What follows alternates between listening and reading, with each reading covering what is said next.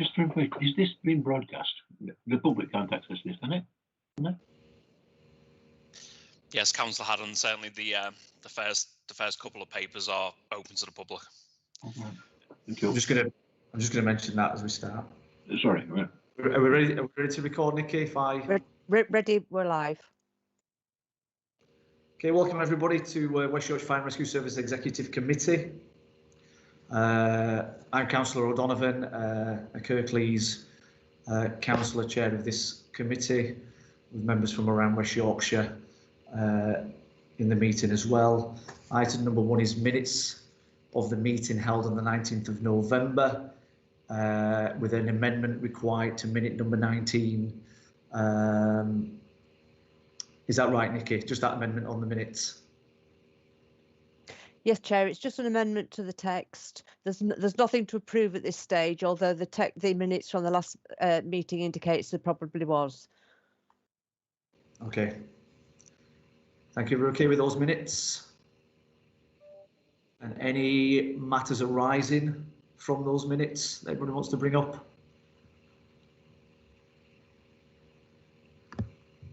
No. Item number 3 then is urgent items. I don't have any urgent items today.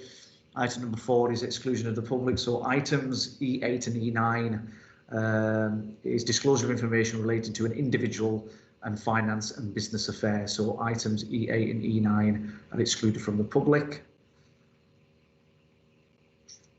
Item number 5 is declarations of interest. If anybody has any interest to declare, please do so.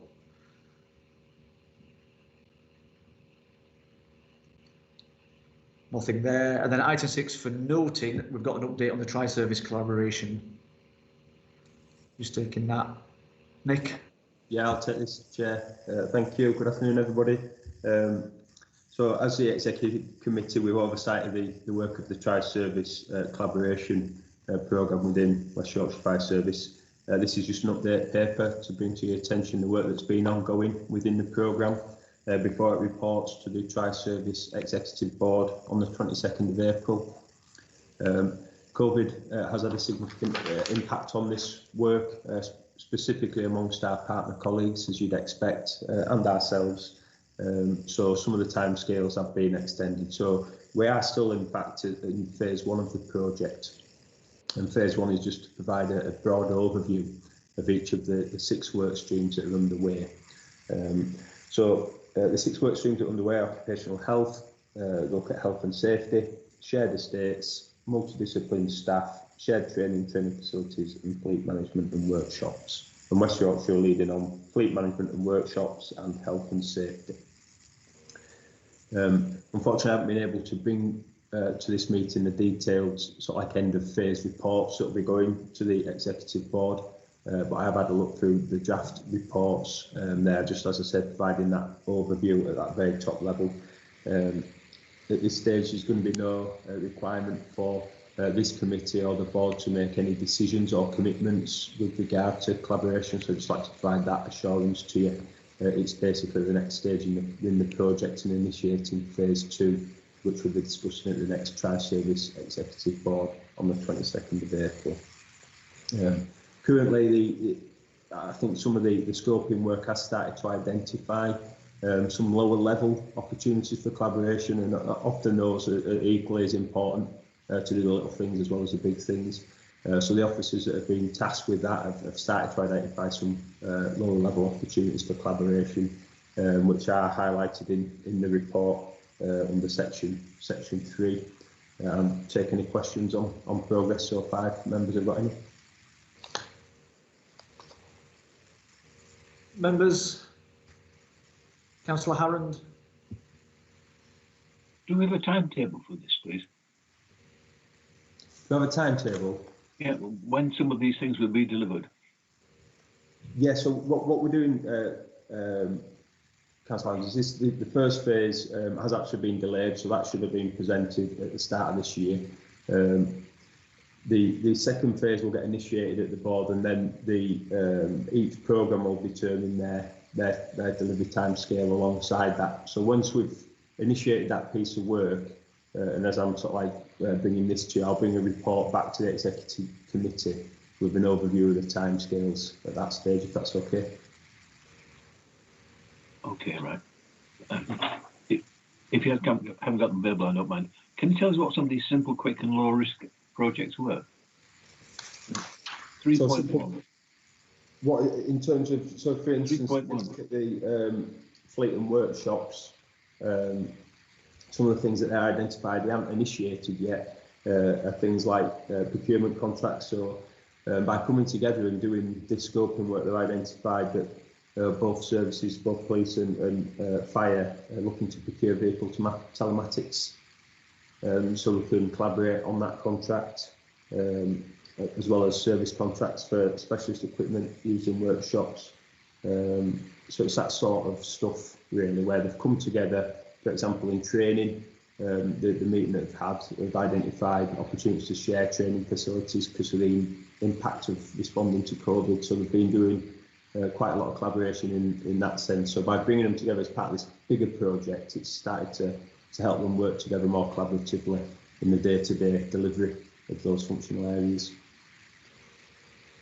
Okay, Chair, thank you. Thank you. Any other questions? No, yeah, thanks, Nick. This was a particularly complex piece of work before COVID hit. And given that West Yorkshire Ambulance Service have, along with police and fire, but obviously more so, have had their resources covered in the COVID pandemic, it's been even more complex since COVID hit, is trying to get this collaboration going. So I'm glad that we're picking things up again. We'll just wait for further updates, Nick. Thank you.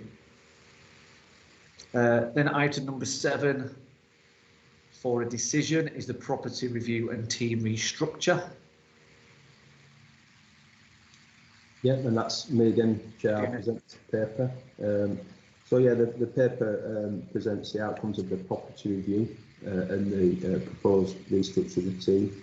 It recommends that the committee note the findings attached in the executive summary of the review, as well as approve the addition of a technical officer post within the new structure, and approve the appointment of 3 fixed-term project officers for up to 3 years to support with the ongoing work within the property team and the capital plan.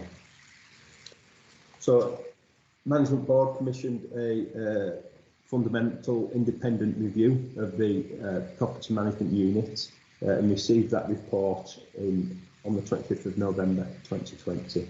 So the scope of that review is highlighted in 1.2. As I say, it was fundamental, it was objective, it was far-reaching in terms of its recommendations, and they're attached in the executive summary. There's 26 in total. The majority are around the structure within the team and the management structure within the team, as well as some of the standards, processes and systems that the property team work to. So it's fair to say that the review has been successful and well received both by management and the team itself. Identifies lots of opportunity to improve the efficiency and effectiveness within the team, and reflects the feedback that we've got from all the individual members of staff about how they'd like to see the structure improved, as well as the process and systems itself. Ultimately, there'll be a change at the very top of the team. You've just passed on your thanks and congratulations to Noel on his retirement. That will provide opportunity for us to restructure at the very top. So the head of estates will report directly to myself, as well as a head of transport and fleet logistics, will report to myself. So it splits out the role that Noel was currently doing as a senior technical services manager. Due to the technical nature of maintaining compliance across the property estate, we do employ a significant amount of consultants to oversee works that are being undertaken. And the review also identifies opportunity to improve our efficiency and economy almost by employing our own technical officer who'd have some experience in electrical and mechanical systems to reduce the reliance on consultants. So the overall restructure and the increase in that one post would see an overall growth in the budget of £20,000, just over £20,000. That's accommodated within the budget that's just been approved. But we do expect to see a significant amount of saving from that as well.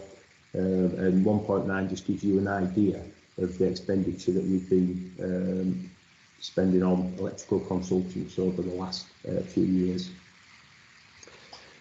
In the capital plan that's just been approved at the full authority, it's fair to say that the build programme over the next medium term is significant. We've got a headquarters redevelopment as well as 3 fire stations, and then the just general refurbishment and maintenance of the estate itself. To support that, the paper also requests that we employ a programme team. They'll be on a fixed term contract basis to help us move through that. So that's to provide additional capacity within the team while we're delivering against that. And I think you can all understand the importance of getting the delivery of this programme right from that perspective. The reason we're bringing that to you is because we've got delegated authority to employ temporary staff for up to a year because of the nature of the build programme. But to see that being 3 years, we'd like to get that approval from you at this stage as well. That pretty much gives you an overview of the report, and I'll take any questions, Chair. Questions, members?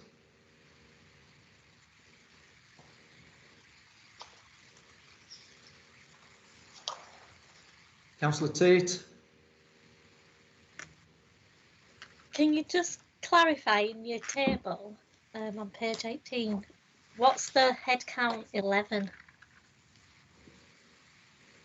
Headcount 11 is the total number of people that were employed within the team prior to the review, and we'll increase that to 12 after, if approved by yourselves today. So it's just showing it's an increase in. It's not a role. I can understand it's under that role. It's the headcount within the team. An increase of 1.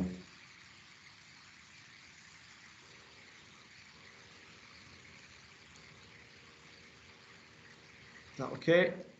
Yep. Yeah, Councillor Harrand. Who wrote this report, please? The executive summary.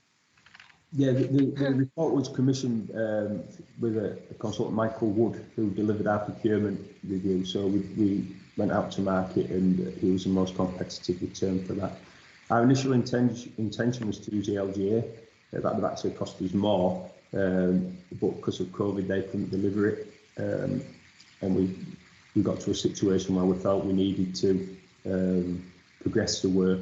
And I think it's fair to say our management board received the report with very little to no adjustments to it, and the acceptance of the report by staff sort of like proved that it's been through, and it's based against some good standards that we're prepared and want to work towards. So Mr. Wood's worked for us before, has he? Yes, it has. Yeah. As part of the procurement review, he's delivered that for Alison Wood. And these 3 recruits, the temporary posts, what will they be doing now? They're not, or are they retired firefighters or retired fire specialists? No. Well, we haven't yet recruited them, but the project managers will be qualified and experienced project managers and business analysts. So they'll be ensuring that our delivery timetable for the capital plan with regard to properties is delivered on time and schedule. Thank you. Thank you. Yeah, and I guess thank you to Michael for putting this report together, as well as you guys as well. It's important to note that it has the backing of senior management, because whatever recommendations are proposed by consultants, it has to work for us, and it has to fit with our business, our day-to-day business, and our aspirations. So I'll take confidence in that as well. So this is for decision. Are we quite happy with that? Yeah, can I move the findings of the report and approve the additional technical support officer, Chair? Thanks, Councillor Tully. I'll second that, if everyone's happy with that. Anybody against it? That's fine, yes. Thank you. Okay, thank you. So the next part of the agenda, we move into private session, because the following reports contains exempt information as defined in the Local Government Act 1972. So I'll now ask that the recording is stopped. And thank you for the public for watching.